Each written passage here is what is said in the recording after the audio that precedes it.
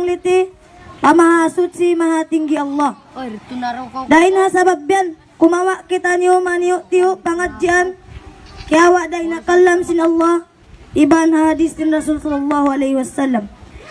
Nagsabdain Rasul sallallahu alaihi wasallam, tulabul ilm faridatun ala kulli muslimin. Aw kama kala Rasul sallallahu alaihi wasallam. In makna sin hadis, in pagpanuntut ilmo at tawakan pagpang-adji ilmo, pardo siya tiap-tiap muslim. Wajib siya.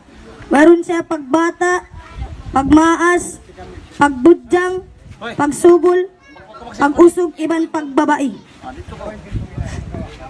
Iban in ilmo, di magkalagyan kato. Kita nyo in magkalagyan ha ilmo.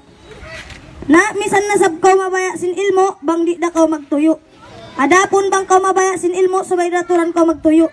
Manjad da wajada. Isiyo-siyo in magtuyo, siya in makapuso, sin ilmo. Ilmo, hidayat ka na sin Allah. In Allah mamini sin hidayatan niya. Iban in ilmo, rijiki siya. Dihilan niya, isiyo-siyo in mabaya. Na, dito na jat mugtub, di ko na mapahaba in kaptangan sin ako.